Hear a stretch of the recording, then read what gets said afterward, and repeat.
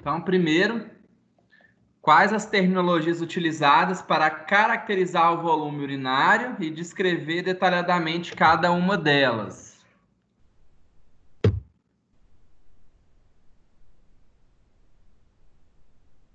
Vocês fizeram esse exercício? Fizeram, né?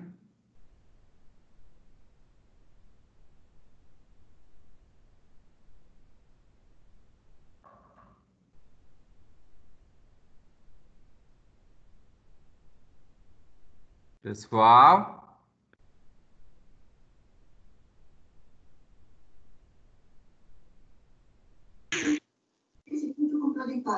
Vou pegar meu caderno. tá, eu espero. Tem mais alguém que gostaria de falar?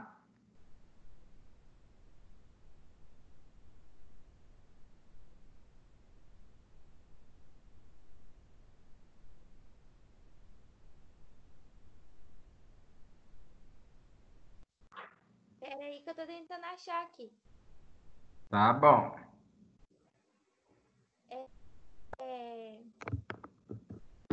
Tem a poliúria, né? Que é o aumento urinário, Isso, aumento do volume urinário. A anúria, que é a ausência total da urina. isso. E a oligúria, que é a diminuição da diurese. Exatamente. Então, a gente tem uma produção diária que varia de 600 ml a 2 litros de urina por dia. Então, a anúria é aquele indivíduo que ele não tem a formação de urina de jeito nenhum. Então, a gente cessa o fluxo urinário dele. Então, são aqueles pacientes que têm uma doença renal bem grave ou então diminuição do fluxo sanguíneo renal.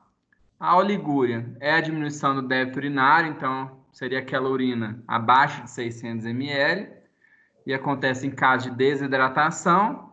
E a poliúria é quando a gente tem um aumento do volume de urina diário. Então aqui tem os exemplos de diabetes e diuréticos, como por exemplo cafeína ou o álcool, que esses dois aqui eles vão fazer a supressão do ADH. Então aí a gente vai aumentar o volume urinário. Então, próximo passo. Quais que são as vantagens do exame de urina? Eu coloquei que ele pode oferecer informações importantes sobre o estado fisiológico do organismo, sobre a presença e evolução de muitas doenças sistêmicas e sobre a avaliação de certos tratamentos e sobre o estado funcional dos rins. Exatamente. E qual que é a vantagem se a gente for pensar no custo? Como assim no custo? No custo, é um exame caro ou é um exame barato? O custo-benefício dele Mais barato. é barato. Exatamente.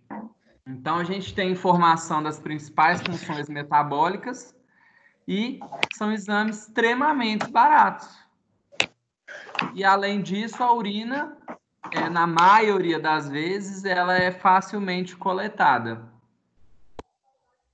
Então, essa parte aqui do exame laboratorial barato, isso é uma coisa muito importante para laboratório de análises clínicas.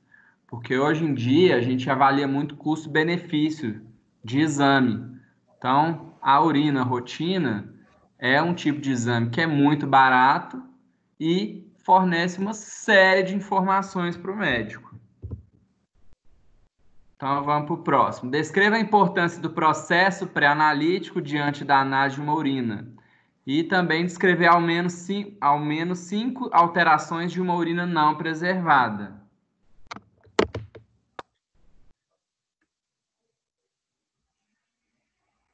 O que vocês acham?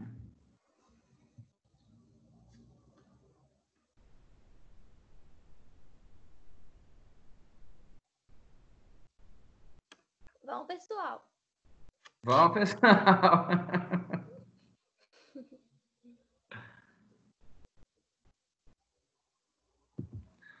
Vamos falar primeiro o que é um processo pré-analítico. É o que antecede o analítico, que antecede a... Como é que eu vou falar? Que antecede a realização do exame em si. Isso, é tudo antes da gente analisar o material. Então, o que a gente pode caracterizar como processo pré-analítico? A coleta? A coleta, que mais? O transporte da amostra também, né? O transporte, que mais? Deixa eu ver aqui. Esse assunto. Eu vou conversar com a médica, covardemente agredida na rua.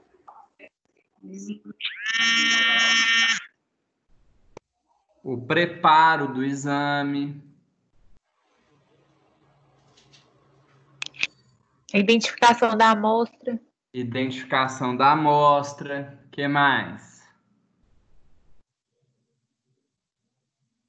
O tempo de entrega da amostra. O tempo, o horário que coletou e o horário que foi recebido no laboratório.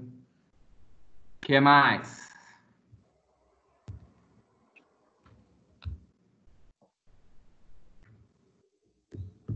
O uso de conservantes.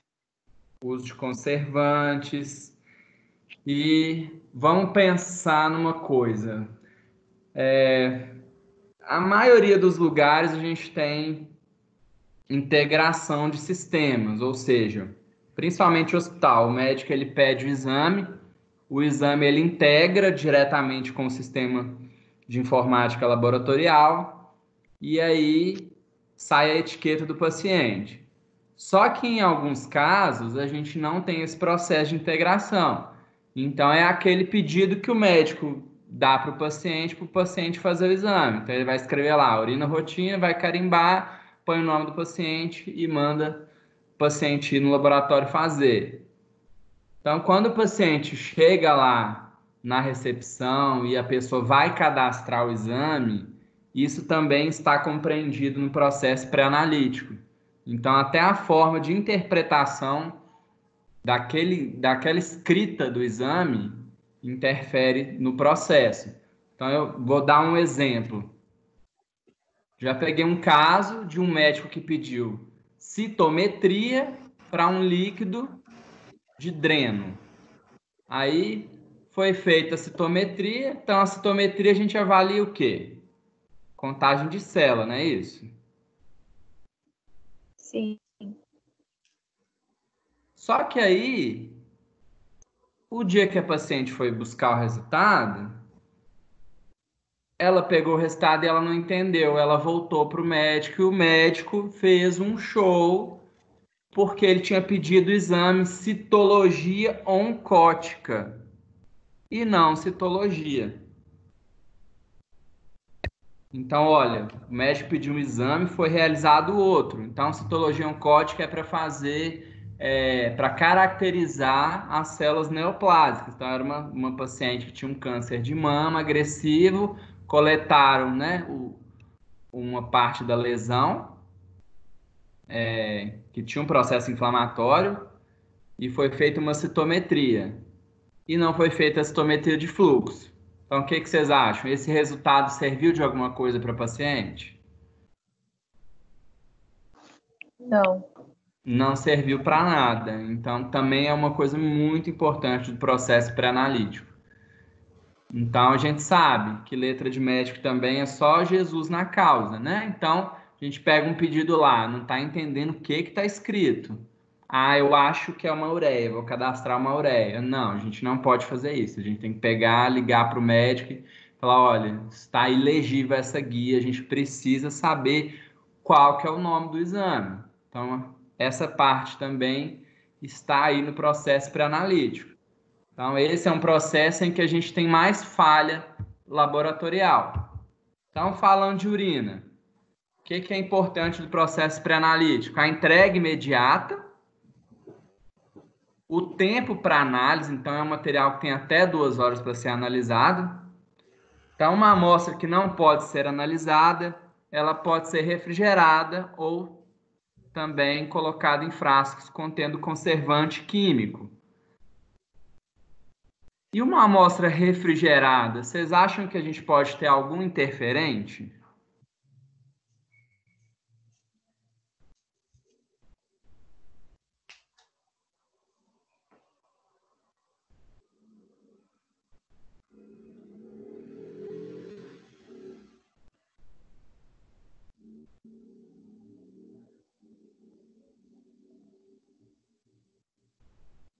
que vocês acham? O que você perguntou, César? Uma amostra refrigerada. Então, se a gente não pode analisar no tempo de 2 horas, a gente tem que refrigerar. O que acontece com uma urina refrigerada? Não acontece nada ou a gente pode analisar normalmente?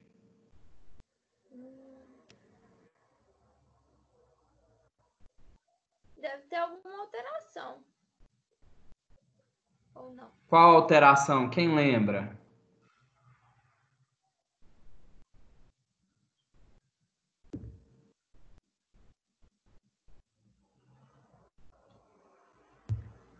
Ela oxida? Não. Ela pode oxidar, mas não pela refrigeração. A refrigeração ela vai favorecer outra coisa.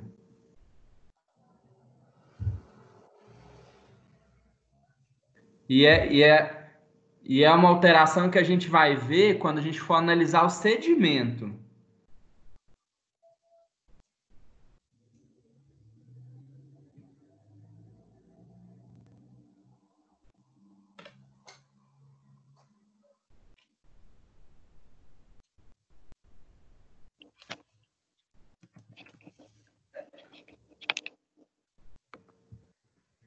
Posso responder então? Quando a gente refrigera a amostra, a gente favorece a precipitação de substâncias e a formação de cristais, principalmente fosfato e urato amorfo. E quando a gente vai analisar esse material, a gente vê muito cristal. Então, isso a gente vai colocar no laudo, mas se for uma urina que ficou refrigerada por muito tempo, a gente sabe que aquele urato não estava presente na urina do paciente. Ele se formou pelo processo de refrigeração. Então, eu pedi os 5 alterações. Então, a cor, ela escurece por causa de oxidação ou redução de metabólito. A gente pode falar do aspecto também, que fica turvo por causa do crescimento bacteriano ou a precipitação dos cristais. O odor aumenta por causa da multiplicação bacteriana. O pH aumenta também por causa da metabolização da ureia. A glicose reduz por causa da glicólise e do consumo bacteriano. Então, a bactéria ela vai utilizar a glicose para o seu metabolismo e a concentração dela vai diminuir naquela amostra. Os corpos cetônicos vão ser reduzidos porque eles são voláteis e também participam do metabolismo bacteriano. Bilirrubina é fotossensível, então ela se degrada na luz. Também a gente vai ter uma diminuição. Urobilinogênio oxida, então a gente vai ter diminuição também. Nitrito, a gente aumenta. Por que a gente aumenta? Por causa do aumento das bactérias que reduzem o nitrato em nitrito. Os componentes celulares, eritrócito, leucócito e cilindro, se desintegram. E a bactéria ela pode aumentar por multiplicação. Então, olha a importância, mais uma vez, aí, reforçando, do processo pré-analítico. Então, a gente tem uma série de alterações. Então, a gente vai sempre recusar. Então, tudo tem que ser levado em consideração. Se for uma urina de um recém-nascido de 300 gramas, que coletaram numa unidade de terapia intensiva neonatal, e aquela urina ficou lá muito tempo, mas não tem como sondar o paciente de novo, o paciente está muito grave, ele está com uma oligúria, a ponto de ter uma anúria, vai desprezar o material? Não, não vai. Mas a gente tem que, hoje em dia a gente tem umas formas de rastrear, inclusive é uma das coisas que a fiscalização da vigilância sanitária pede, quando a gente aceita uma amostra com restrição. Então, o que é aceitar uma amostra com restrição? É uma amostra que, na teoria, está imprópria para análise, mas a gente não descartou a amostra e fez a análise. Então, em alguns casos, a gente, infelizmente, tem que fazer o exame e a gente vai colocar no laudo e vai rastrear isso. Então, a gente tem umas formas da gente gerar relatórios para saber as amostras que foram aceitas com restrição. E isso resguarda até o próprio laboratório, se caso, né, tiver algum interferente aí nessa análise. Então, eu coloquei aqui, quais são as etapas do exame de urina rotina? Descreva brevemente cada uma delas.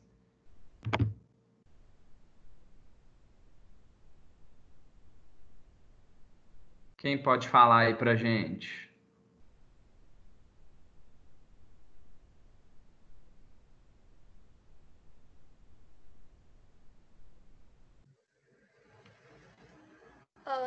Na primeira etapa, eles analisam as características gerais da urina, né? Que é a avaliação das propriedades físicas, como o volume, o cheiro, a coloração.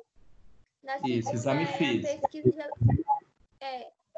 Na segunda é a pesquisa de elementos anormais, que corresponde à pesquisa química feita na urina.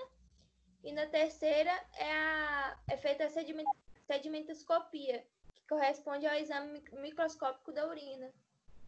Exatamente. Então, a gente tem essas 3 fases. Então, no exame físico, a gente vai observar as características morfológicas daquele material. Então, se está amarelo, se está alaranjada, se está vermelha, se é límpida, se é turva, o cheiro. No exame químico, a gente tem as tiras reagentes, então a gente tem uma série de análises, e no sedimento a gente vai ver o quê? A presença dos componentes celulares. Então a gente tem variações de cor, que é importante a gente denotar no laudo. O aspecto, então, uma urina muito turva pode indicar crescimento bacteriano. Aqui uma ligeiramente turva e uma transparente. Então, as tiras reagentes, uma novidade aqui, a gente já tem essa automação de tira reagente, então a gente diminui a leitura visual, então a gente já coloca, insere a tira na amostra e depois põe no aparelho, e o aparelho ele vai ler essa tira e ele já te dá o resultado. E o mais importante é que ele tem uma série de análises. Então, pH, proteína, glicose, corpos cetônicos, sangue, bilirrubina, nitrito, esterase leucocitária. Então, olha, a gente pode usar isso para rastrear diabetes, cetoacidose diabética, presença de hemoglobinúria ou hematúria, danos hepáticos de forma indireta através de bilirrubina e urobilinogênio, nitrito para detectar bactérias que convertem nitrato, a esterase para ver um processo inflamatório ou infeccioso, e a densidade, que é a soma desses elementos físicos, que é a hemoglobina, a hemácia, na verdade, né? O leucócito, os cilindros, são os solutos da urina. Então, a sedimentoscopia, a gente vai identificar esses materiais insolúveis. Então, a gente vê hemácia, a gente vê leucócito, a gente vê célula epitelial. Então, a célula epitelial, quais são os tipos de célula epitelial que a gente estudou? Quem se lembra?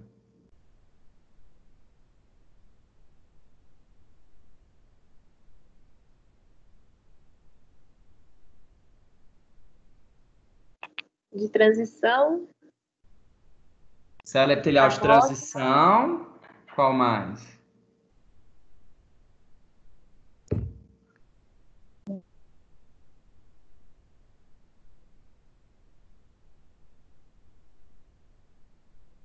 Qual mais?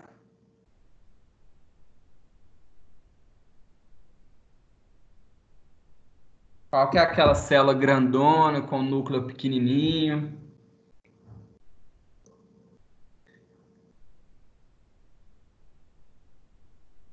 Célula epitelial escamosa. E faltou uma, que é a célula de via alta. Então, qual que é a célula de via alta?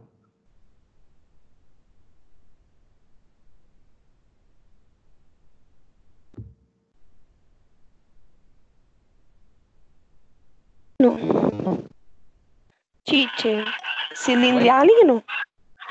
Cilindro hialino? Não, a célula de via alta. Qual que é?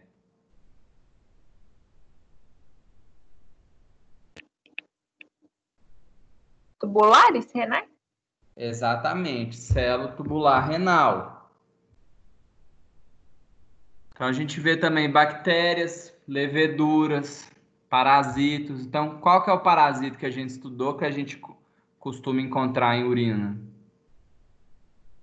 de mulheres?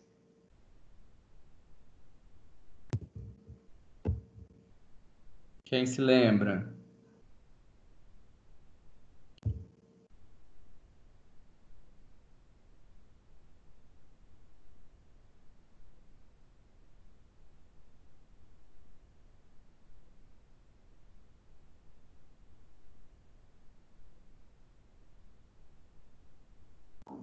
Trichomonas vaginalis.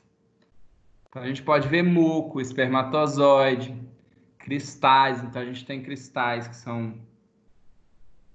que é normal encontrar na urina, e a gente tem os cristais patológicos, como, por exemplo, de bilirrubina, e artefatos.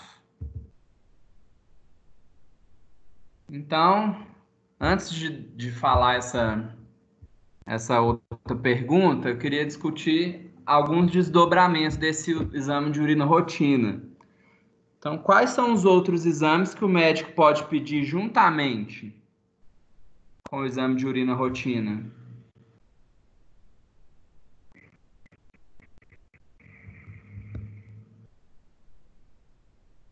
Quem se lembra?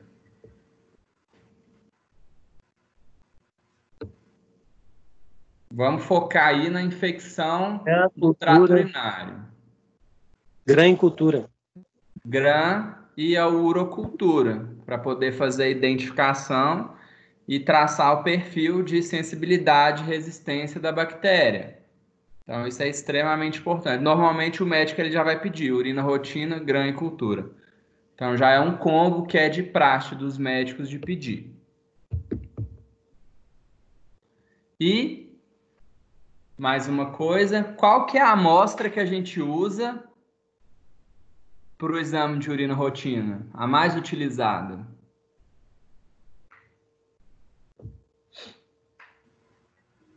Primeira urina da manhã? Qual? Não, Não entendi. Repete, por favor. jato. Oi? Segundo jato médio. Jato médio, exatamente. Então, alguém falou primeira urina da manhã, mas a primeira urina da manhã é útil para em caso de gravidez, para fazer HCG, essas coisas. Então, o mais comum é a coleta do jato médio.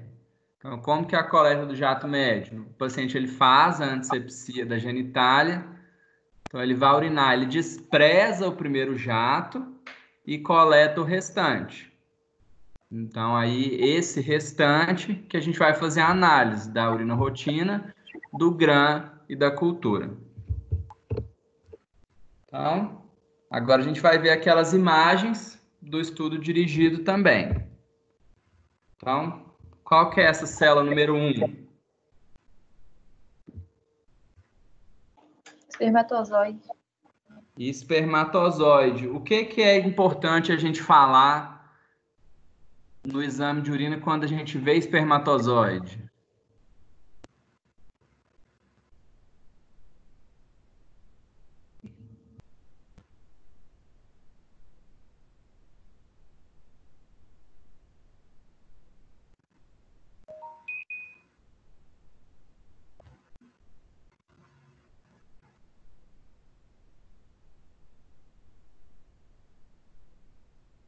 Em relação ao movimento, né? A gente vai colocar se a gente viu espermatozoide móvel ou imóvel.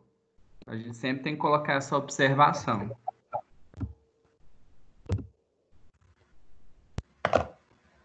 Então, que estrutura é essa de número 2? Cilindros. Cilindro? Alguém acha que é outra coisa? Cristal de oxalato de cálcio? Exatamente. Cristal de oxalato de cálcio. Então, ele parece uma pipa.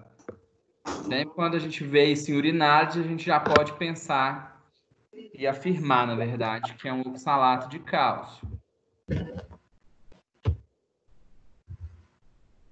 A estrutura número 3. Eu acho que é cilindros granulosos. Cilindro granuloso. Então, aonde que o cilindro é formado?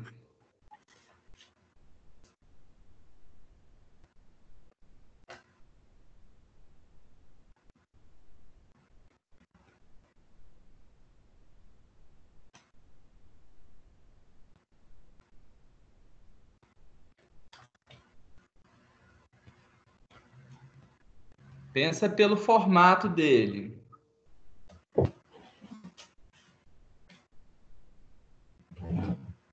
Ele tem formato de cilindro. Qual que é a estrutura que tem formato de cilindro no sistema urinário?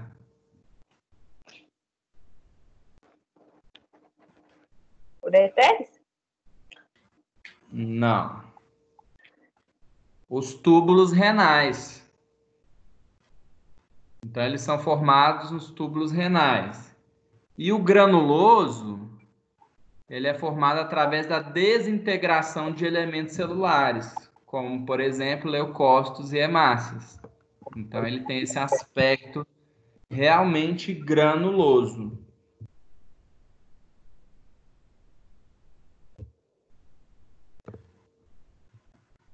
Qual que é essa estrutura número 4?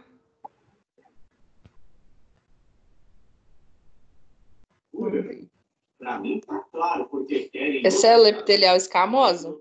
Célula epitelial escamosa, perfeito. O que mais que a gente pode ver nessa figura?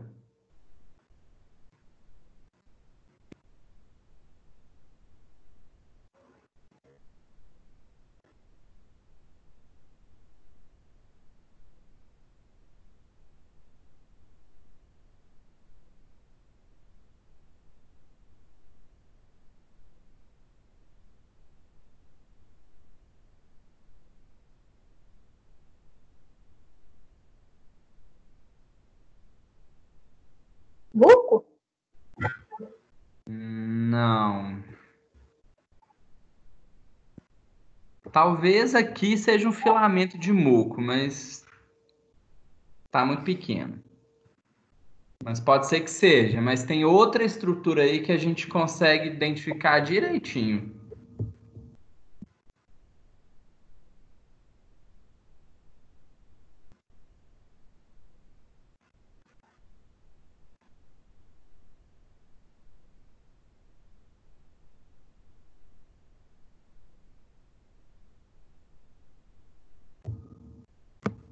Ó, são essas estruturas aqui, essas aqui, essas aqui.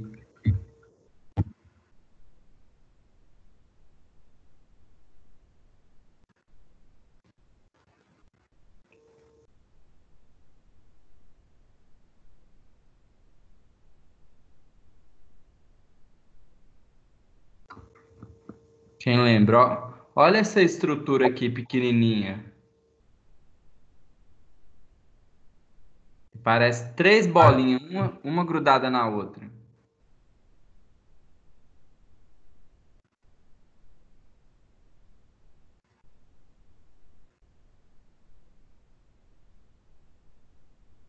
Bactéria?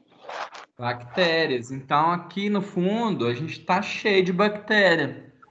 Então, quando a gente tem mais experiência, a gente já consegue casar o resultado do sedimento com GRAM. Porque aqui eu estou vendo cocos em cadeia. A gente vê 3 bolinhas. E aqui a gente vê essas bactérias alongadas. Então, ela é bem característica de bastonete GRAM positivo. Tá vendo? Então, a gente tem alguns bastonetes e tem alguns copos. Só que pelo sedimento a gente não afirma. A gente afirma só com o GRAM. Só que esse tanto de bactéria aqui, a gente já coloca que essa flora aqui, ela está ligeiramente aumentada. Porque a gente vê uma quantidade considerável de bactérias. Vamos lá, estrutura número 5.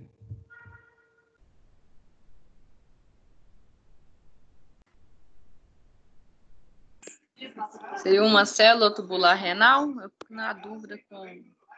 Célula tubular renal? Uhum. Eu fico na Não. dúvida dela com a. Com a hemácia? Não, com a. Olha, aqui a gente vê até um pseudópode aqui dessa célula.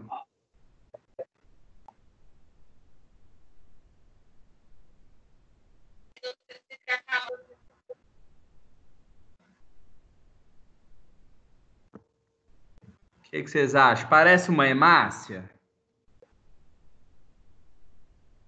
Por aí. Parece.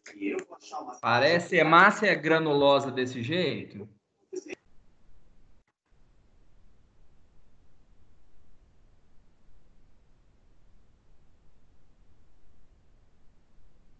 Não é uma hemácia. Então, a hemácia, ou a gente vê ela fantasma, ou crenada, ou a gente vê um disco bicôncavo. Então, essa célula aí, ela não tem nenhuma dessas características.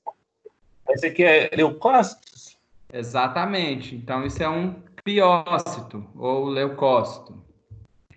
Então, é uma célula maior que a gente pode ver ele até emitindo uns pseudópodes, e ela é uma célula que a gente vê uma granularidade nela. Na hemácia a gente não enxerga. E o tamanho também é diferente. Então a próxima, agora a gente acabou a urinálise. Então vamos falar dos fluidos serosos. Definir o que é um fluido seroso e qual que é a função.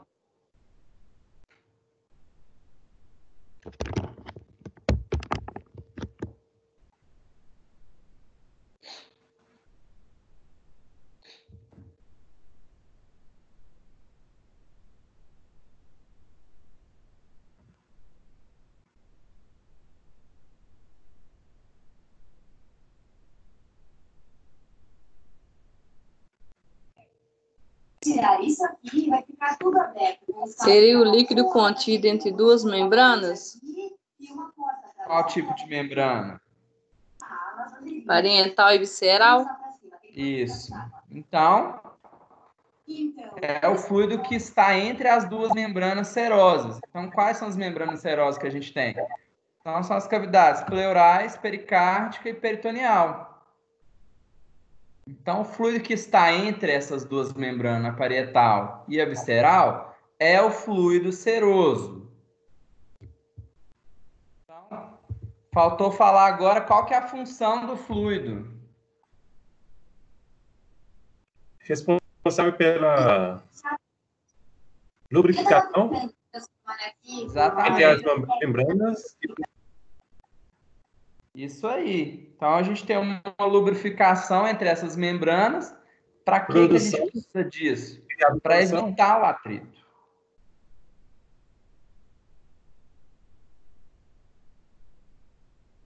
E qual que é o nome que a gente dá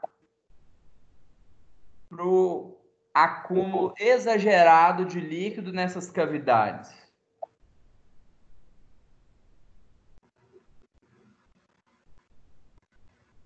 Derrame? Derrame. Então, o derrame ele é uma situação patológica. É quando a gente tem um desequilíbrio. Ou a gente tem aumento da permeabilidade vascular, ou a gente tem um desequilíbrio entre a formação e reabsorção do fluido.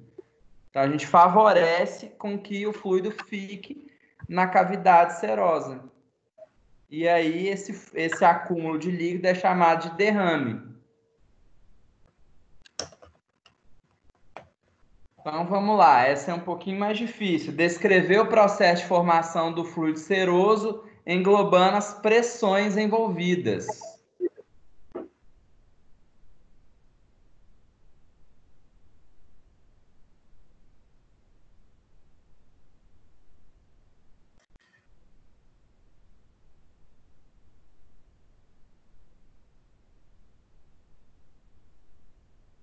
Através da ultrafiltração do plasma. Exatamente.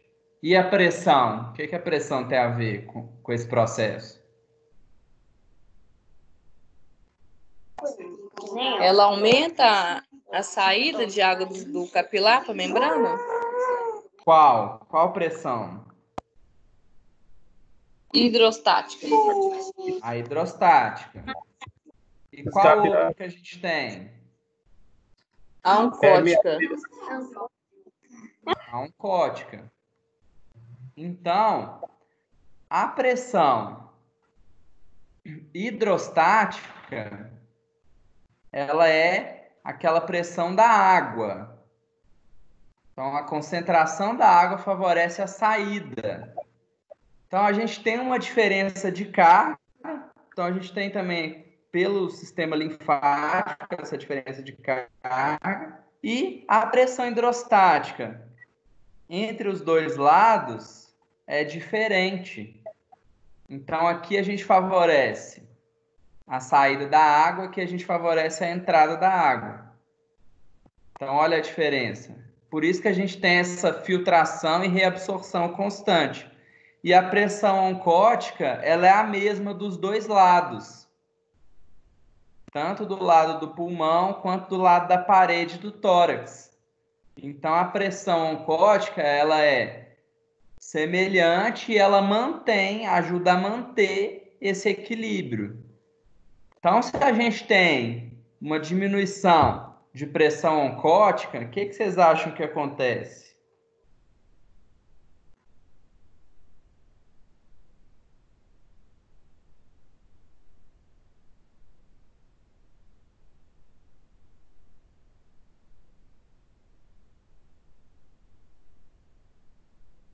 Vamos pensar que pressão oncótica está relacionado com proteína. Proteína atrai água. Então, a pressão oncótica é dentro do capilar. Qual que foi a pergunta, César? Se a gente tiver uma diferença de pressão oncótica, aqui a gente tem uma pressão igual, mas se a gente tem uma diferença, o que vocês acham que acontece? Queda de albumina? Oi? A queda da albumina? Isso. E qual que é a consequência da queda da albumina? Vai deixar de reter água? Acho que é isso Vai mesmo. deixar de reter água. Então, se deixa de reter água, o que acontece?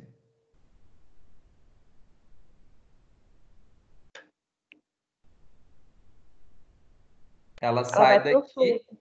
Exatamente. Ela vai sair daqui de dentro do capilar e vai para o espaço entre as membranas serosas, que nesse caso aqui é o espaço pleural. Então, é isso mesmo. Então, o derrame a gente já falou o que é. Então, quais são as causas de derrame?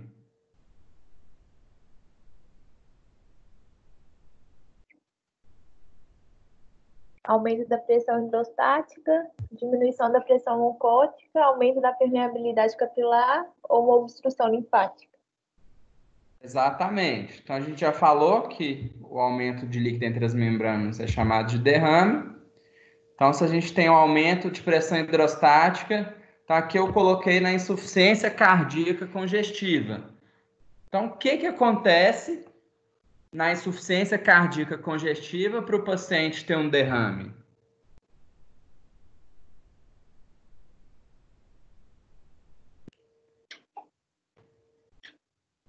Isso aí está bem relacionado com patologia geral.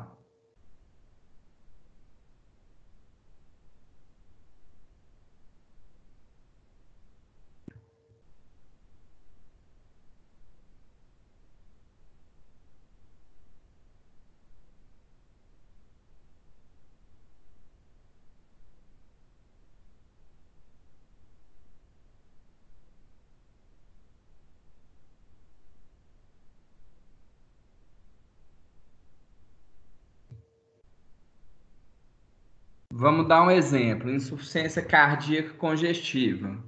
Então, o coração, ele tem primeiro ele hipertrofia, depois ele dilata. Aí, o sangue, ele fica contido dentro dos vasos. e o coração ele não consegue bater da mesma maneira, então ele é enfraquecido. Então, se a gente tem uma congestão, que é chamada de hiperemia passiva, no caso da insuficiência cardíaca, a gente aumenta a quantidade de sangue no interior do vaso, não aumenta? O que vocês acham? Sim. A gente aumenta a quantidade. Então, se o sangue tem muita água, qual a pressão que a gente aumenta? Hidrostática. Hidrostática. E aí a gente favorece a saída do capilar para o espaço entre as membranas. Então, vamos dar outro exemplo, hipoproteinemia. Então, uma síndrome nefrótica. Então, aquele paciente que excreta proteína na urina. Então, ele tem uma proteína baixa no plasma. Então, se ele tem uma proteína baixa no plasma, o que acontece com essa pressão oncótica? Diminui. Então, se a gente tem essa diminuição, a gente vai favorecer também a saída da água. Então, aumento da permeabilidade capilar, inflamação e infecção, por causa de mediador inflamatório, e obstrução linfática por causa de tumor. Então, se a gente tem obstrução linfática, por aumento da pressão também, a gente tem extravasamento da linfa. Então, aí eu coloquei, diferencie detalhadamente o derrame tipo transudato do exudato. Então, isso é extremamente importante. Quem quer falar aí pra gente?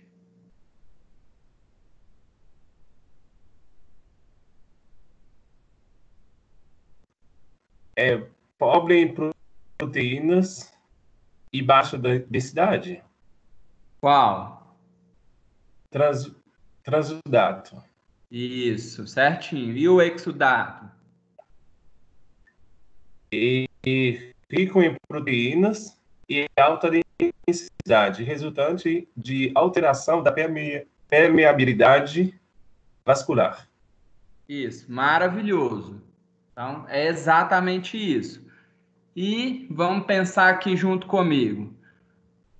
Qual que é a importância do médico saber se um derrame é do tipo transudato ou exudato?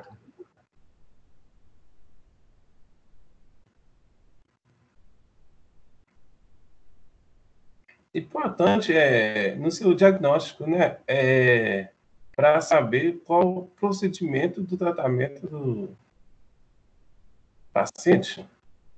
Exatamente. Então, ele já vai nortear ele para uma conduta clínica. Então, por exemplo, um paciente cirrótico. Então, claro, ele tem outras manifestações, como, por exemplo, a icterícia. Mas ele vai tirar aquele líquido acítico, por exemplo. Então, é um líquido transparente. Na hora que ele vai tirar aquele líquido, ele já vê que é um transudato. Então, ele já vai falar assim, poxa, esse cara, ele parece que ele tem uma cirrose. Ele está ictérico e esse líquido é um transudato. Então, vamos mandar para análise. Quando chegar o resultado desse exame, a gente já vai fechar o diagnóstico de ascite decorrente de uma cirrose. E se ele puxa através, por exemplo, de uma toracocentese, um líquido pleural bastante turvo, com aspecto um pouco sanguinolento, ele já vai ver que aquilo lá é um exudato. Aí ele vai pensar, olha, esse paciente ele deve estar com uma pneumonia. Então, depois que a gente tiver o exame da rotina do líquido pleural, a gente já vai poder tomar uma conduta. E até no momento que ele vai coletar, ele já vai pensar, poxa, é um exudato, eu vou pedir um gram, vou pedir uma cultura, porque está com cara de ser bacteriano. Então, é exatamente isso. Então, transudato é pobre em proteína e baixa densidade. Por quê? Porque a gente tem pouca célula. Então, ele é resultante de doença sistêmica, onde a gente altera filtração e reabsorção do fluido. Então, são aqueles exemplos que a gente já falou. E o exudato é rico em proteína e alta densidade. Por quê? Porque a gente altera a permeabilidade do vaso e vai passar célula, vai passar proteína, vai passar água. vai passar íons. Então, a gente tem um líquido de maior densidade. Então, a próxima é qual que é a finalidade da gente dosar triglicérides em amostras de líquido pleural? Explique.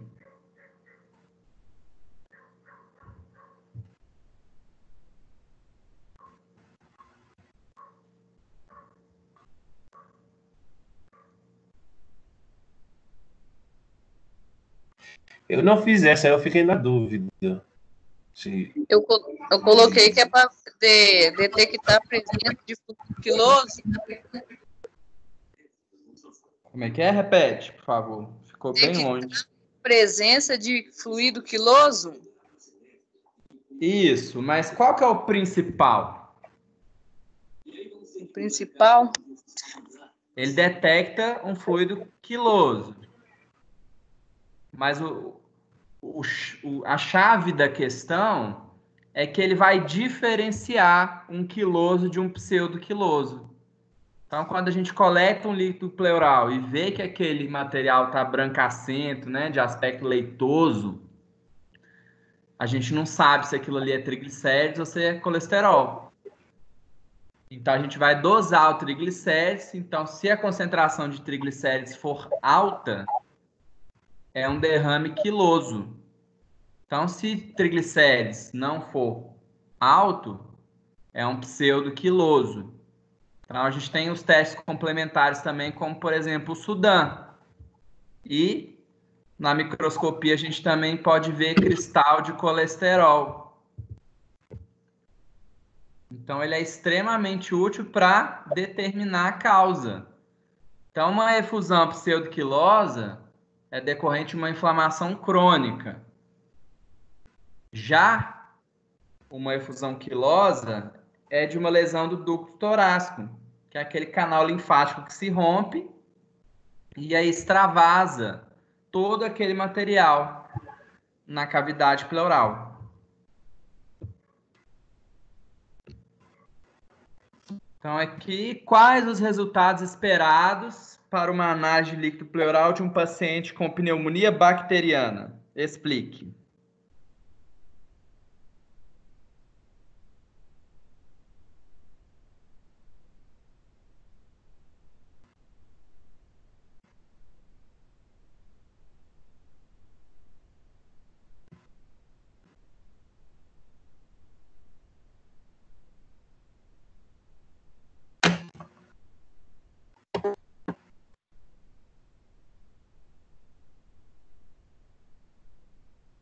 O que vocês acham? Eu coloquei que é o aumento de leucócito, neutrofilia, que é o indicativo de infecção bacteriana. O que mais? Quem complementa aí pra gente?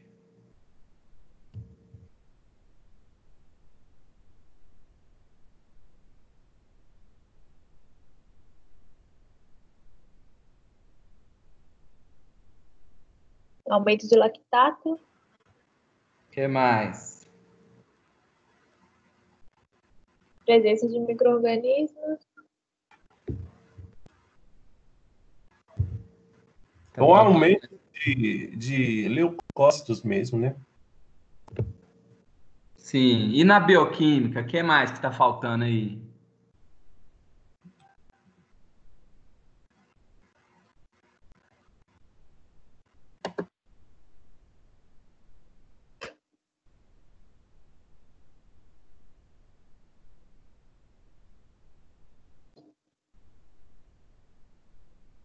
diminuição do pH, Diminuição do pH. Tem mais. aumento de proteína, Aumento de proteína. E qual que é a última?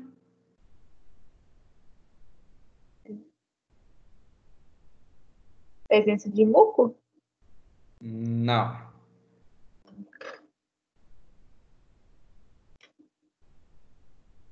Faltou umazinha só.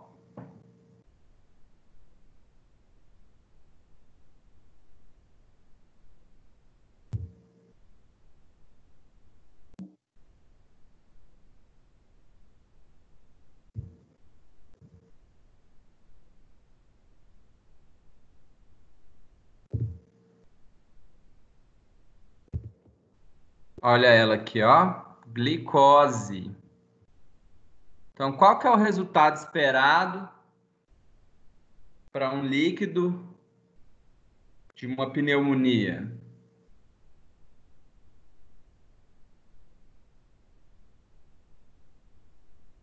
O que vocês acham?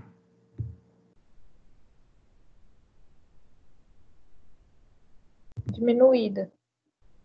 Diminuída. Por quê? As bactérias utilizam para gerar energia. Exatamente. Então, elas utilizam a glicose daquele líquido para o seu metabolismo. Mas só com esses exames aí a gente já fecha um diagnóstico de infecção bacteriana?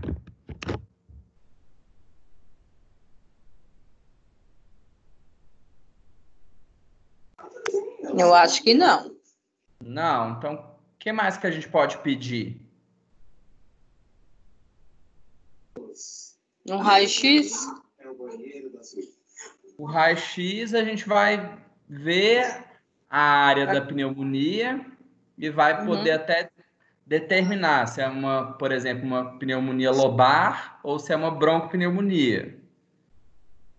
Mas tem um outro fator aí que a gente pode fazer com esse material para a gente poder afirmar que é uma infecção bacteriana.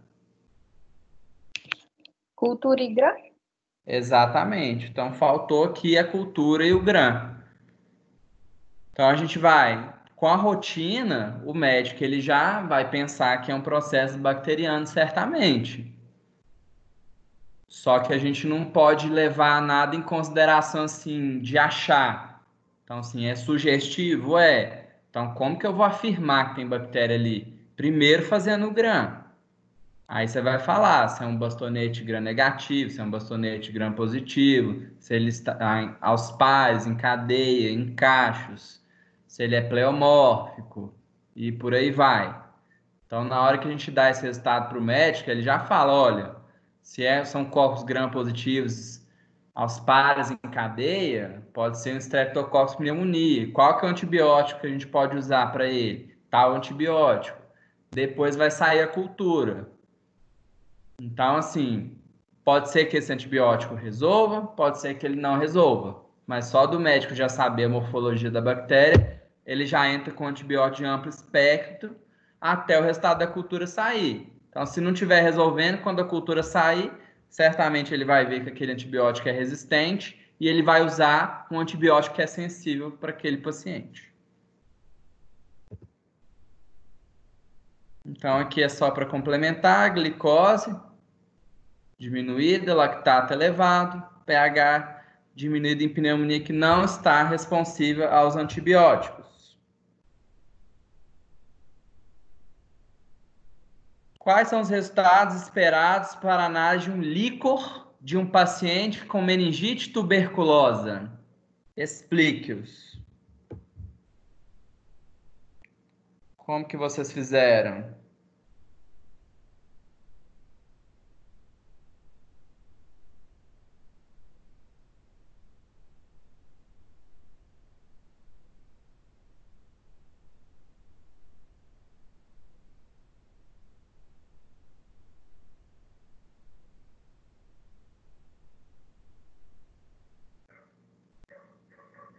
Quem vai começar?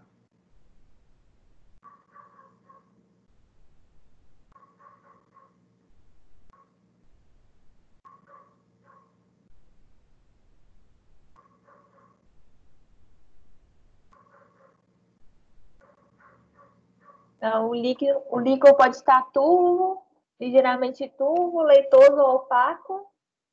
Que mais? Elevada contagem de leucócitos. Diminuição dos níveis de glicose. Lactato maior que 25 miligramas por decilitro. Formação de película. Isso. Presença de linfócitos e monócitos. Então, exatamente. Então, se a gente for olhar, pedir para explicar, mas é o mesmo mecanismo da bacteriana.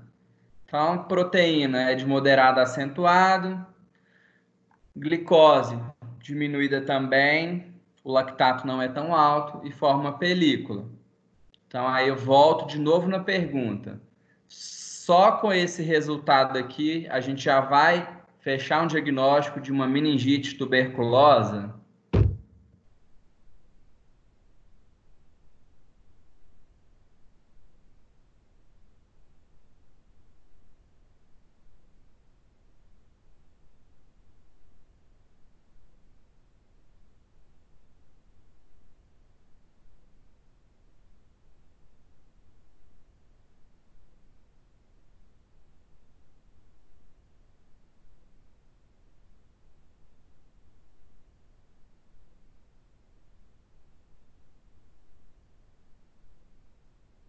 O que vocês acham?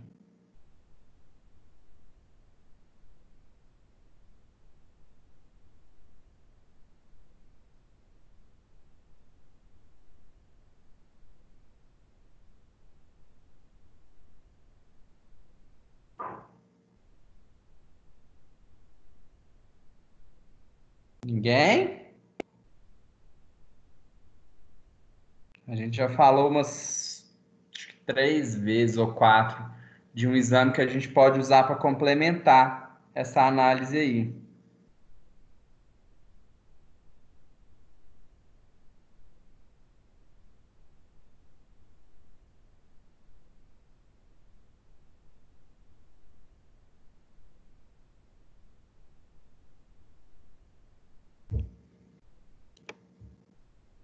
Cultura? Cultura? Uma cultura pode ser aplicada, mas uma cultura para micobactéria demora cerca de 30 dias para ficar pronto. Você acha que um paciente com meningite é viável a gente pedir uma cultura para ABK, que é o bacilo de Koch? O que vocês acham?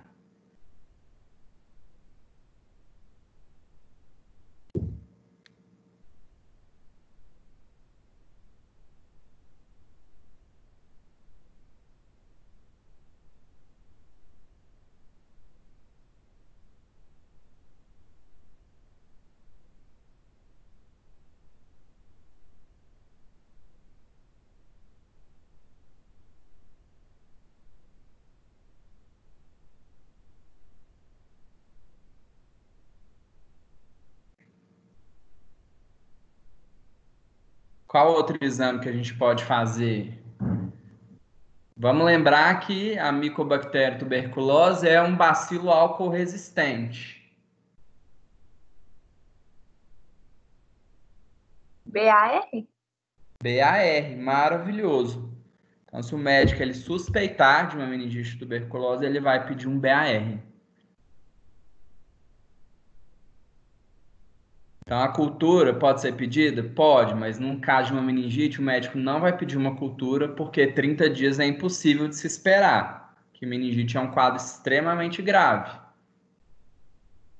Ele pode pedir um PCR também, no caso, que fica pronto mais rápido. Mas um BAR fica pronto com 2 horas. Na verdade, é um prazo de liberação de 2 horas. Mas é um exame que a gente demora 20, meia hora para fazer. Então, agora a gente vai identificar as células. Então, eu coloquei umas células diferentes. Já até mostrei o nome de uma. Qual que é essa primeira? Já que todo mundo já viu. Ou ninguém viu? Macrófago.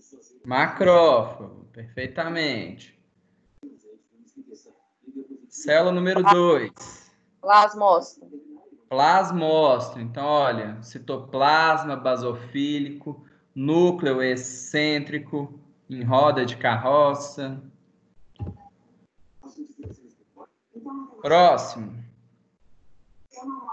Neutrófilo com vacuolização? Eu acho que é isso. Exatamente. Neutrófilo com vacuolização citoplasmática. Sempre colocar a descrição da célula com o máximo de detalhe. Então, neutrófilo com vacuolização citoplasmática. Isso mostra que essa célula está reativa. E esta? Essa eu não tenho certeza, não, mas eu acho que é célula mesotelial reativa multinucleada. Mas eu não tenho certeza. Exatamente. Então, é uma célula mesotelial, reativa e multinucleada. Aqui a gente vê, ó, 3 núcleos, a gente vê as vilosidades e essa intensa basofilia citoplasmática. Célula número 5. É outro macrófago? Outro macrófago. O que mais que a gente está vendo nele?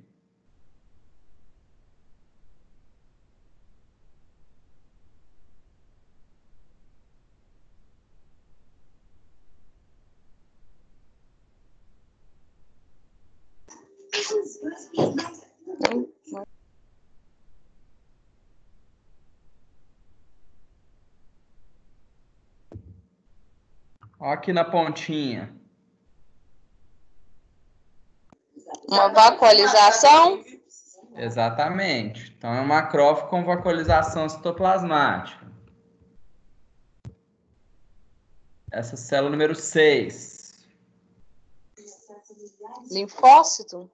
Um linfócito. Perfeito. Célula número 7.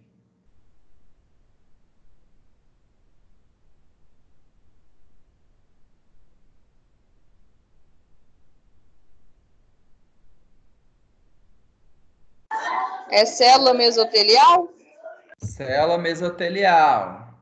Então, olha como vocês já estão conseguindo identificar e diferenciar essas células. Isso é extremamente importante.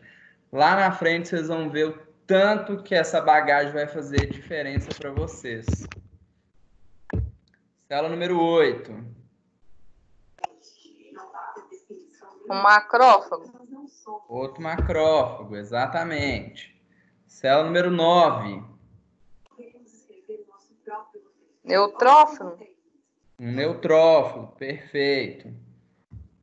O que são essas estruturas reticulares aqui no fundo dessa lâmina? O que vocês acham?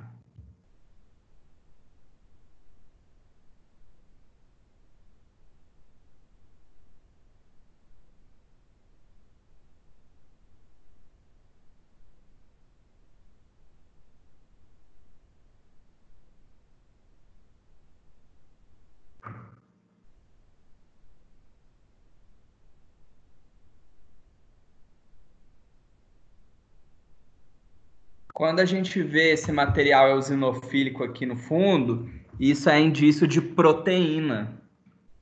Aí ela fica corada. Aí a gente vê esse aspecto reticular por causa da alta concentração de proteínas. Então, que líquido é esse?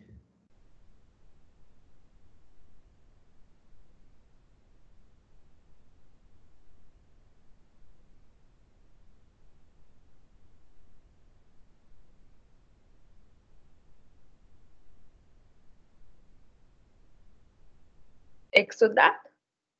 Exudato, exatamente. E essa célula número 10? Basófilo. Um basófilo. Então, aqui eu coloquei, para encerrar essa nossa caminhada, uma frase de reflexão para a gente. Não é o mais forte que sobrevive, nem o mais inteligente, mas o que melhor se adapta às mudanças.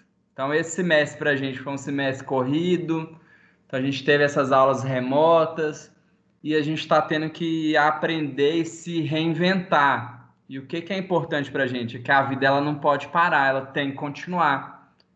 Então, a gente tem que se adaptar a essas mudanças e a gente tem que encarar isso como um desafio. É difícil? É. Mas a gente não tem outra maneira nesse momento a não ser criar uma forma da gente sobreviver. Então, olha, a gente está conseguindo ter essas aulas online, claro. Pessoalmente é muito melhor. A gente sente falta de olhar para a cara de vocês, de conversar com vocês pessoalmente.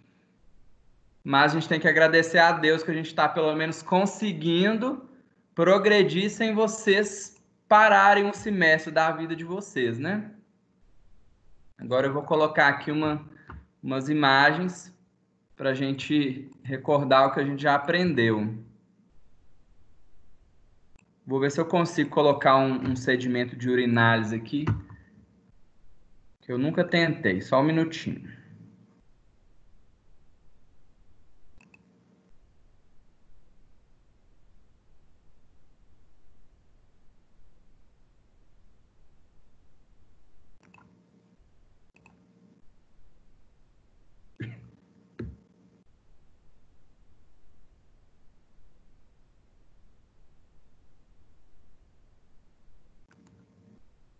Acho que vai dar para a gente trabalhar. Vocês conseguiram enxergar? Sim. Então vamos lá. Então esse aqui é um sedimento de urina, do mesmo jeito que a gente vê no microscópio. Então vamos aumentar aí.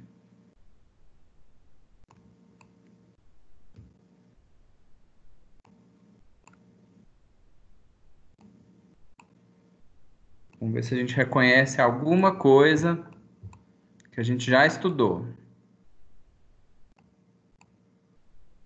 Tá vendo? Ó, essas estruturas aqui são artefatos.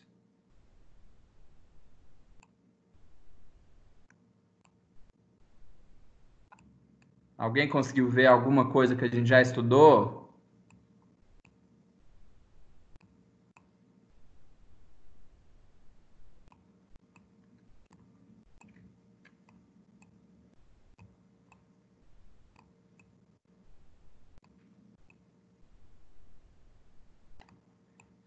Vou dar uma dica. Tem um cristal nessa lâmina. E tem muito cristal.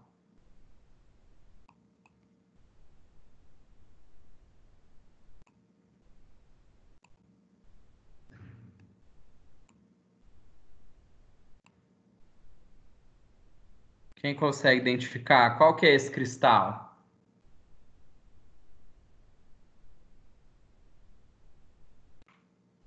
Então tá cheio, ó. Tem aqui, tem aqui.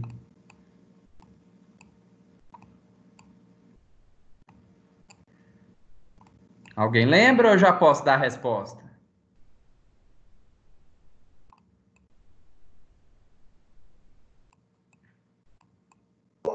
Eu pode dar a resposta.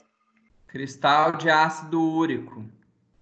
Então tá lotado de cristal de ácido úrico. Então essa lâmina, o mais marcante são esses cristais. Vamos procurar alguma outra coisa para a gente mexer aí.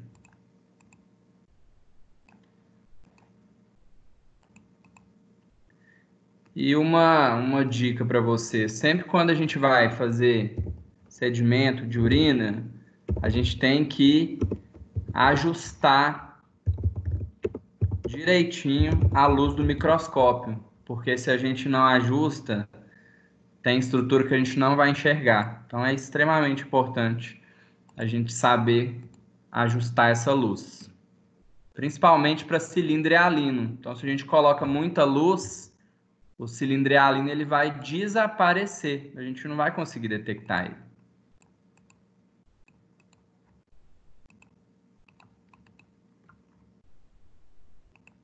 Vamos lá. Isso é legal.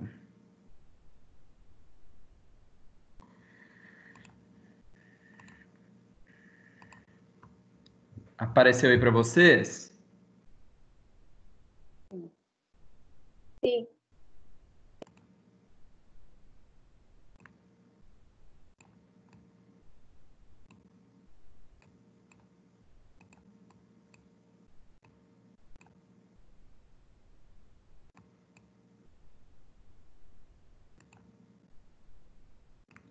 Então vamos lá.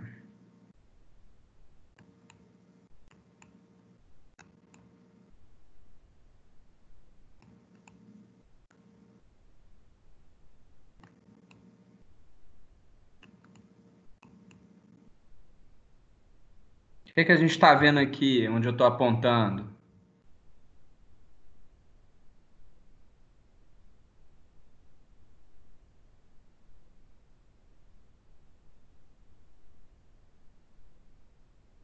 procurar um outro, que esse aí tá bem feio para eu mostrar para vocês também.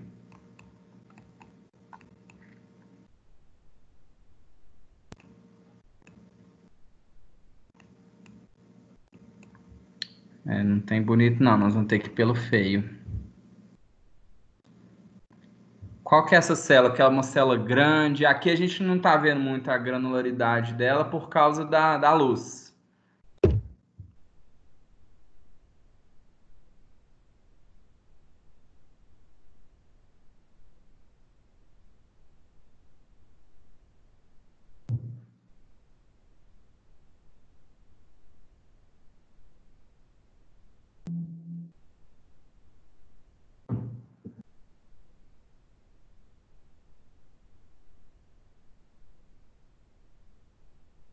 É o leucócito? É um leucócito, perfeito.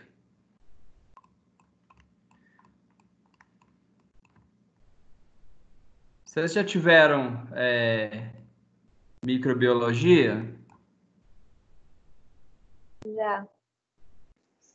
Que estrutura é essa aqui que a gente está vendo na urina? Ah, isso não é um aspergilos, não. Não, né? Não. Ah,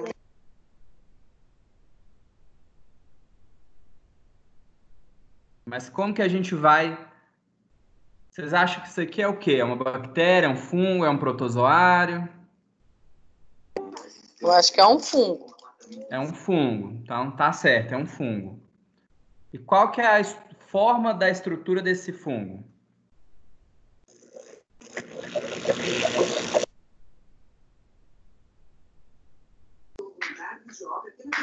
Ele tem hifas? Exatamente. Então a gente está vendo hifa. E a gente vê o quê? Células leveduriformes. Então, essa é uma urina. Você cândida, não? Oi? Cândida, não? Não, Você não entendi. cândida, não? Provavelmente é uma cândida.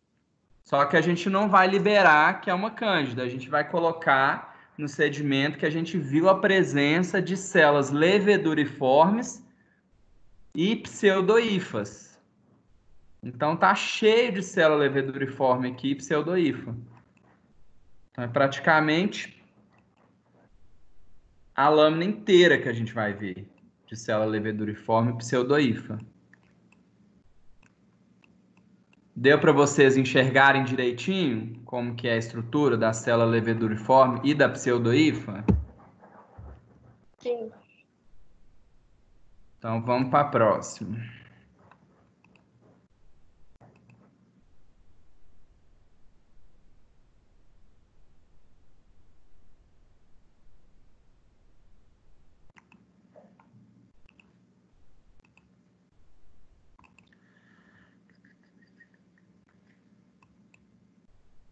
Vou escurecer um pouquinho.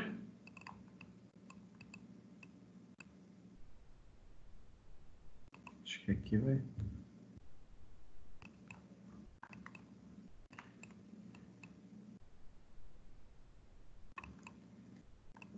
Vamos lá. O que a gente está vendo em abundância nesse campo?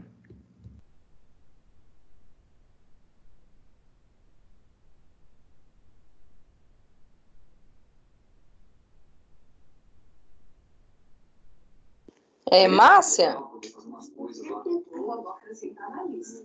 Não. Olha como que tá granuloso. Leucócito. Leucócitos. Então, a gente está vendo um monte de leucócito. Vamos ver se a gente acha mais alguma coisa.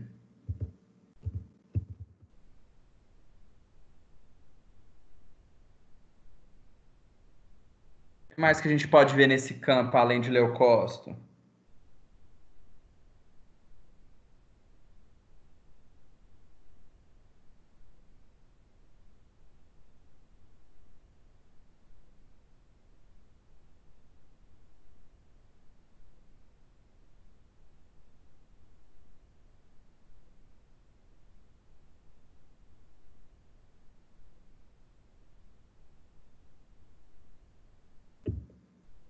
que vocês acham?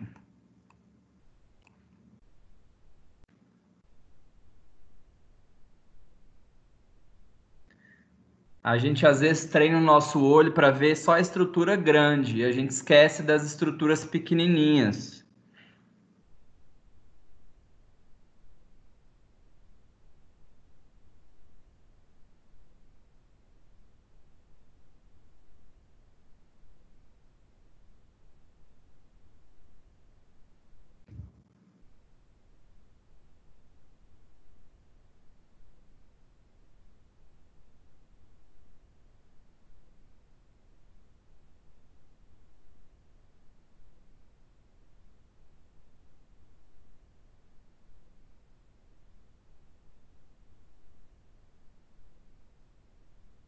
Ninguém?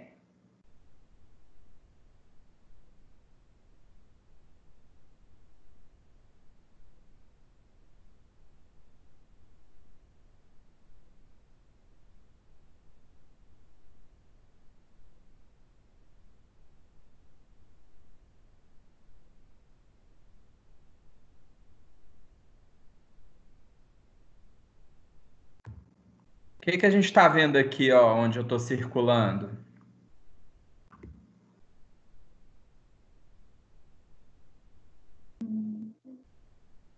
Um cristal. Cristal? Quem acha que é alguma outra coisa? Bactéria? Bactéria. Então a gente vê um tanto de bactéria nesse sedimento. Mas não tá assim uma flora aumentadíssima. Então vamos colocar no menor aumento para ver se a gente acha mais alguma coisa.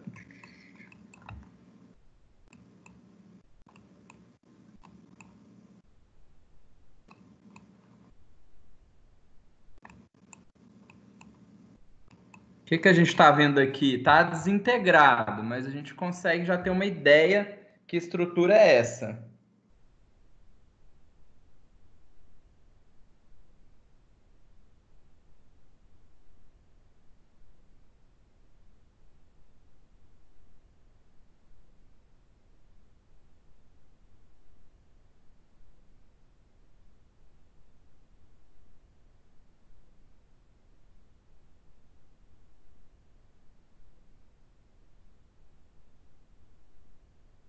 Isso aqui é um cilindro granuloso, mas ele está quebrado.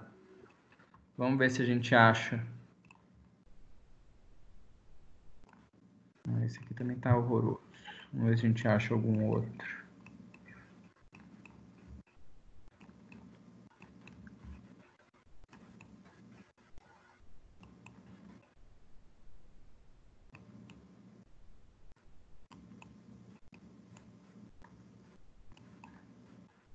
Esse maior também é cilindros? São cilindros. Qual cilindro que parece esse aqui? Tá muito ruim a imagem. Tá. Qual que é aquele cilindro que tem quebraduras?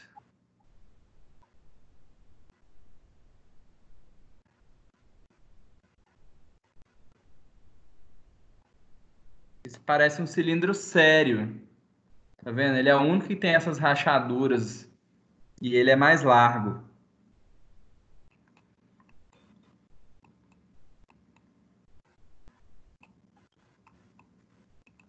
E outras que estão no meio aqui? Tem. Esse aqui eu não tô nem conseguindo enxergar direito, que a imagem também não tá boa, não. Vamos ver se a gente vê mais algum outro. Quando apresenta muitos cilindros assim, é patogênico? Sim, o cilindrialino ele é comum em pouca quantidade, mas se a gente vê muito cilindrialino e hemático e granuloso, então isso pode significar um dano tubular renal.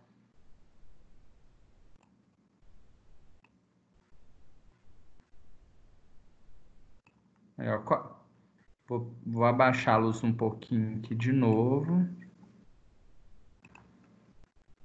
Qual cilindro é este aqui, ó?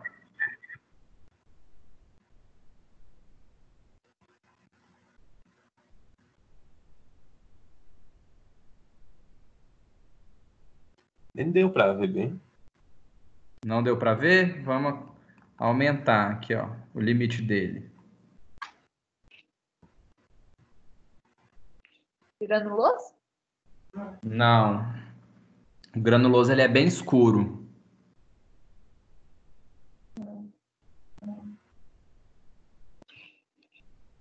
Sério? Não. Ele é mais refringente.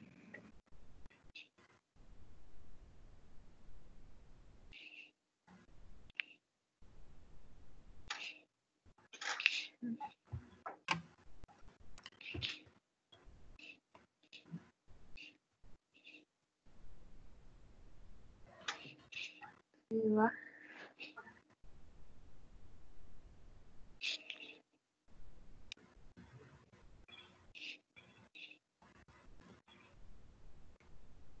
Leucocitário? Não. Então, Não tem leucócito aqui dentro.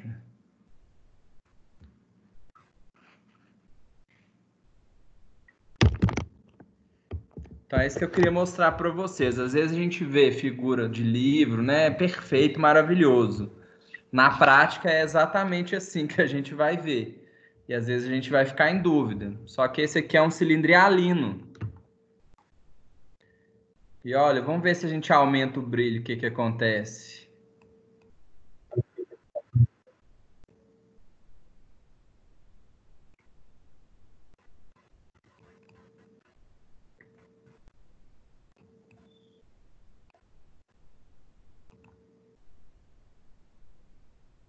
Tá vendo? A gente vai vendo ele com mais dificuldade. Então a gente tem que saber como a gente vai colocar essa luz para a gente analisar. Então a gente tem que regular direitinho. Então aqui a gente tem o cilindro granuloso, que é aquele que estava quebradinho lá. Cilindro hialino e tá cheio de leucócito.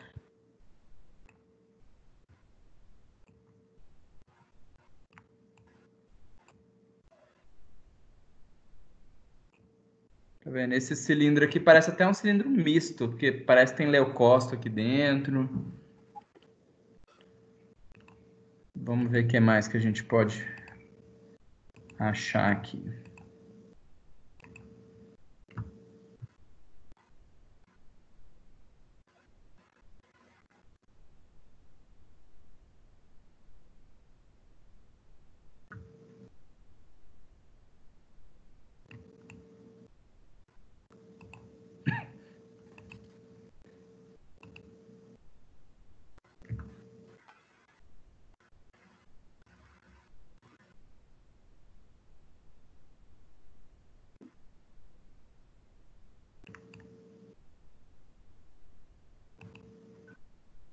Vamos ver se essa aqui a gente vê alguma coisa diferente.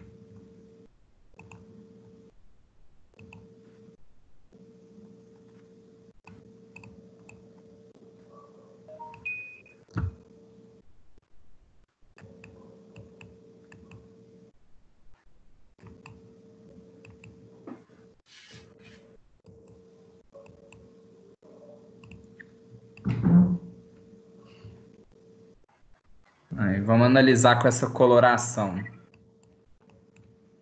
Então tem um corante também que a gente pode usar para auxiliar a gente a identificar as estruturas, que é esse Steinheimer-Malbin.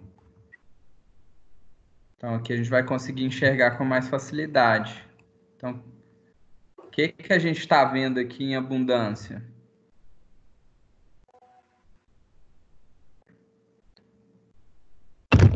Quais células são essas?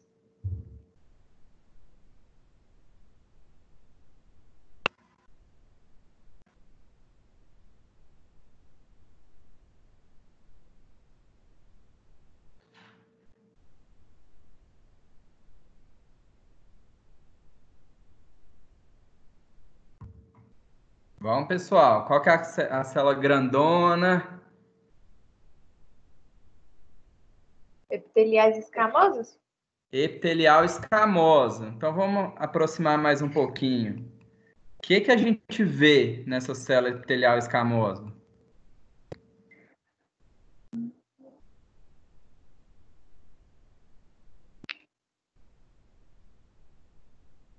Bactéria?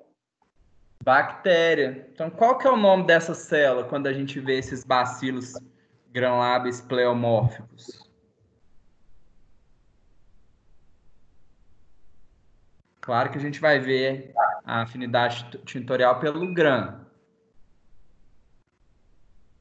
Mas aqui a gente vê esses bacilos pleomórficos em cima da célula. Então, a gente vê fora também, ó.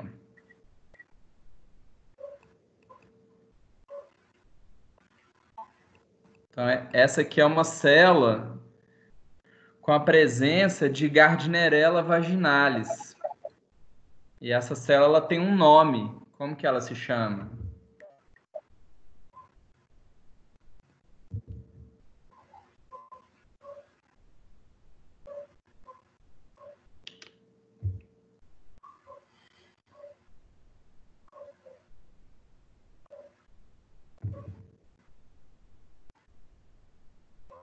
Ninguém lembra?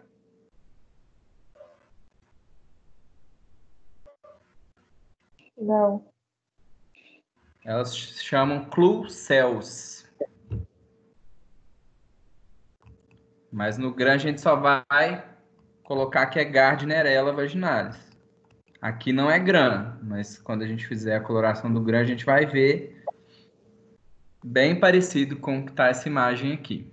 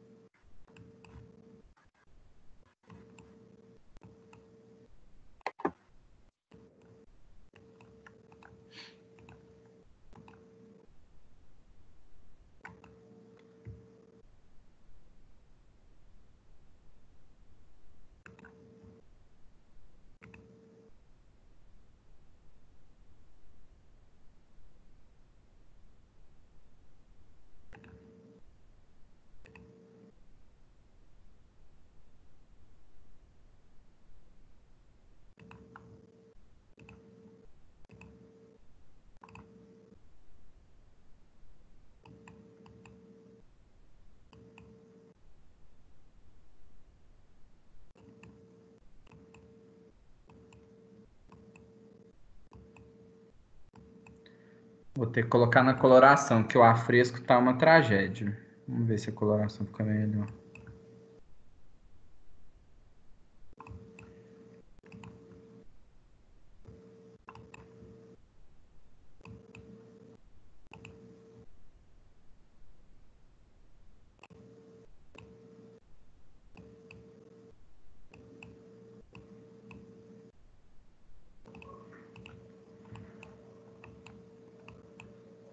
Ah, pronto, essa aqui tá boa. O que a gente está vendo aqui nesse campo?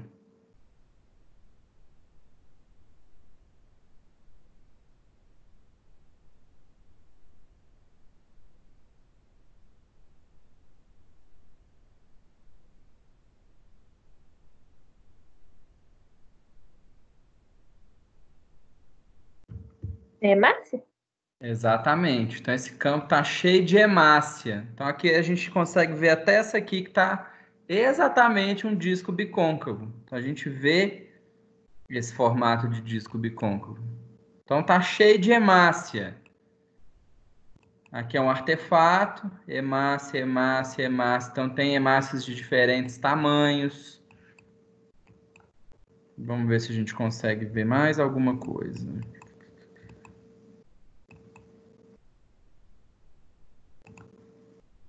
Vou colocar nessa aqui só para eu poder identificar o que eu quero. Achei.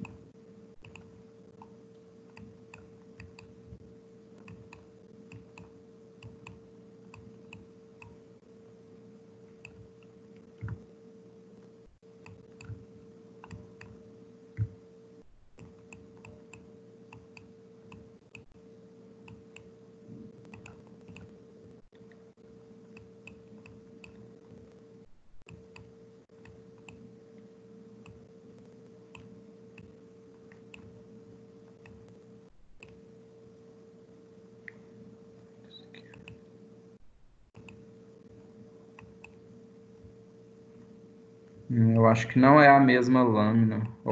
Não, é sim. Só que ela tá na conformação invertida. Já achei. Que estrutura é essa aqui que a gente está vendo?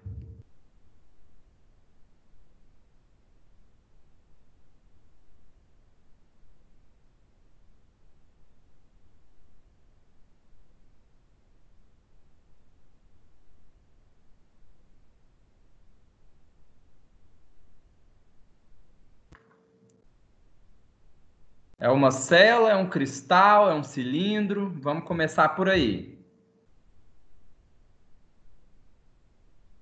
O que vocês acham? Cilindro. É um cilindro.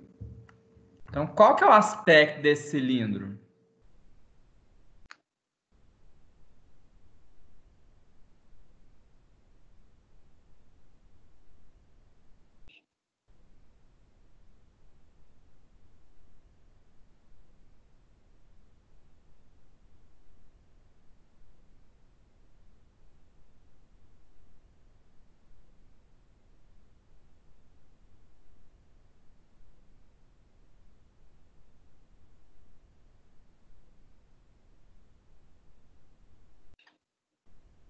Essas células que estão dentro do cilindro são leucócitos ou são hemácias?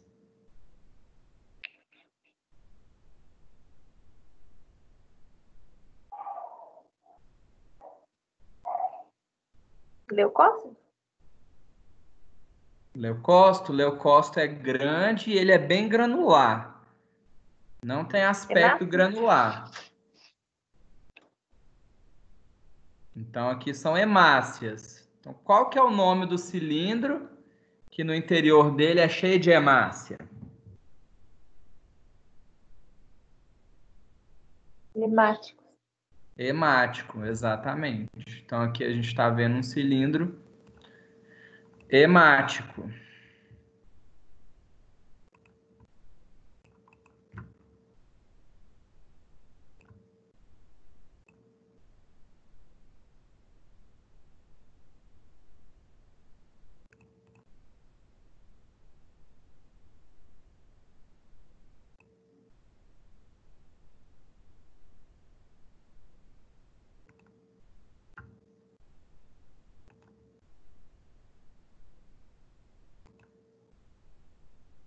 Então, vamos ver uma última, para a gente fechar o conteúdo.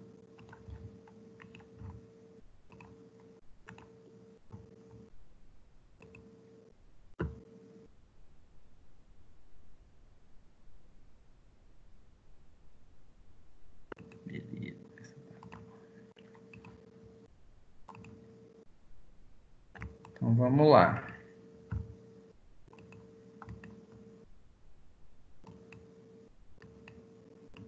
O que a gente está vendo aqui nesse campo?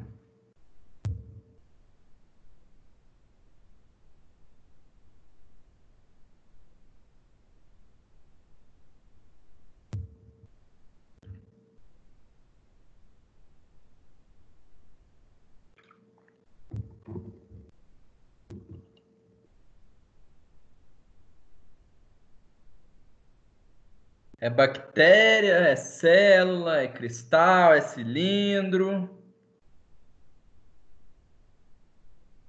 O que vocês acham? Vamos pôr em outro campo para a gente ver.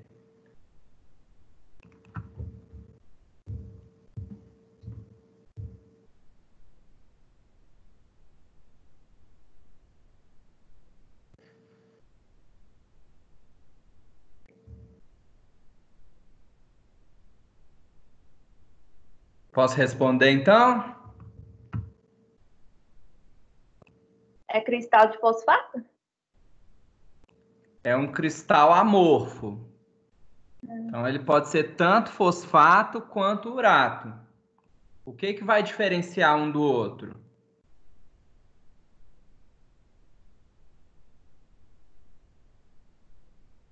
Os dois são iguais. Não. Oi?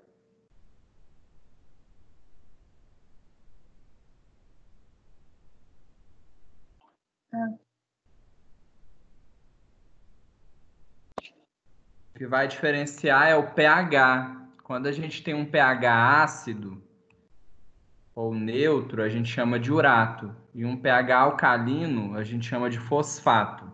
Então, a estrutura é a mesma, são esses grânulos amorfos. Então, a gente tem que tomar muito cuidado, porque às vezes eles se confundem com bactéria, mas não é bactéria, é cristal. E vamos extrapolar mais um pouquinho. Quando que a gente tem a formação desses cristais? Pelo menos um exemplo.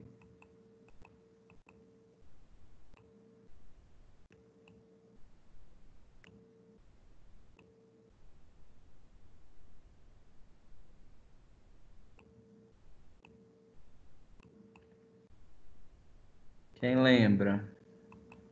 A gente comentou dele lá no processo pré-analítico.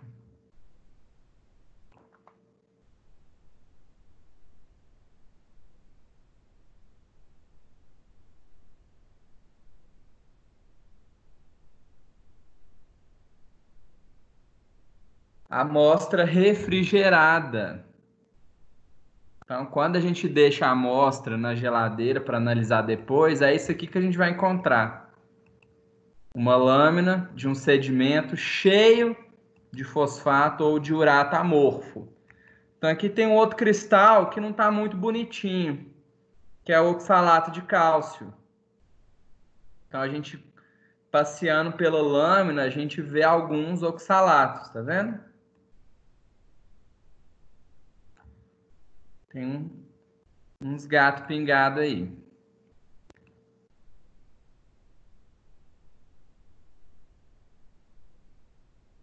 Então, no mais é isso. Se vocês tiverem alguma dúvida,